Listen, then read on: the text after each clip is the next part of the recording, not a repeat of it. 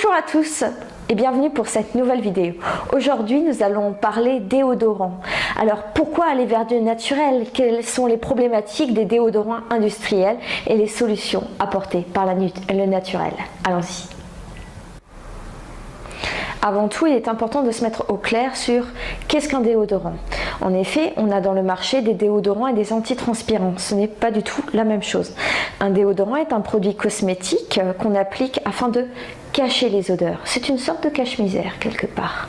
Un antitranspirant, lui, aura une autre action. Il ne cherchera pas à dissimuler les odeurs.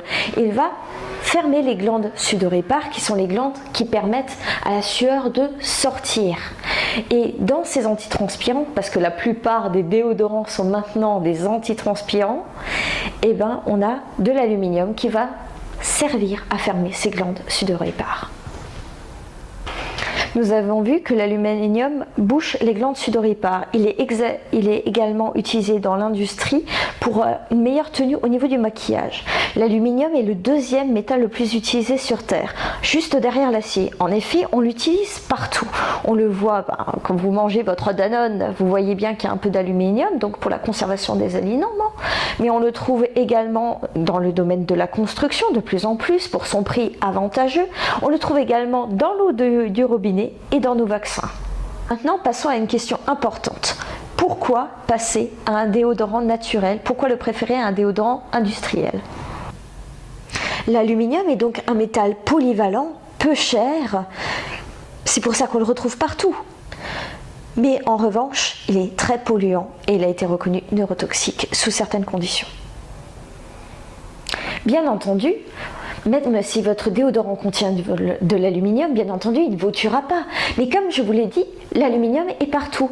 Et en fait, finalement, ce qui est remis en cause, c'est cette accumulation.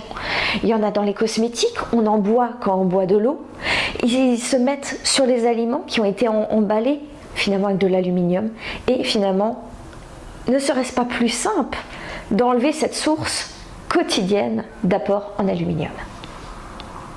Alors pour ce qui est de l'accumulation de l'aluminium, parce qu'on a vu que l'aluminium est présent dans plein de produits, pas seulement cosmétiques, et en fait c'est le produit de cette accumulation qu'on essaye de voir ses effets. Donc il y a déjà, il faut le savoir, même si ce sont de très petite proportion de cas, mais il y a des cas de personnes qui sont intolérantes à l'aluminium. Bon, ça c'est une chose. On sait aussi qu'il y a une augmentation du niveau de cas de cancer du sein qui sont répertoriés et que le plus souvent, il se passe au niveau justement ou de l'endroit où on applique les cosmétiques. Alors on a essayé de savoir si l'aluminium était la cause de ces problèmes et il a été démenti que non, l'aluminium n'est pas la cause de l'augmentation des cancers du sein. En revanche, on a dit qu'en quoi l'aluminium faisait qu'on ne laissait pas sortir la sueur et donc les toxines présentes dans cette sueur. Et là en ce moment, les chercheurs sont sur cette hypothèse que ce serait l'accumulation de ces toxines suite à l'utilisation d'antitranspirants qui pourrait être la cause finalement de cette augmentation du cancer du sein. Ça c'est une autre chose.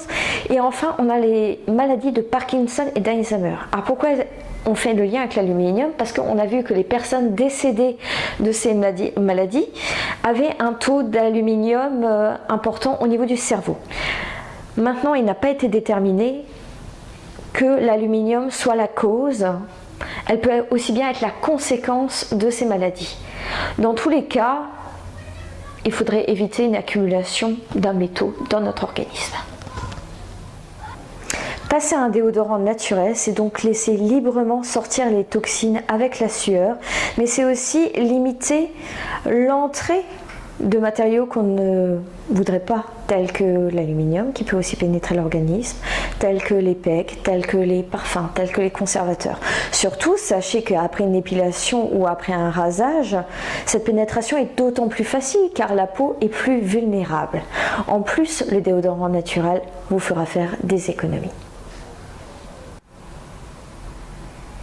L'huile essentielle de Palmarosa est un antibactérien. Loin d'être un cache-misère, il vous protège efficacement toute la journée.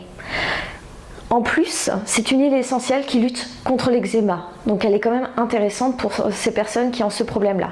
Économiquement, elle est également favorable. Avec 30 ml de Palmarosa, on tient 6 mois.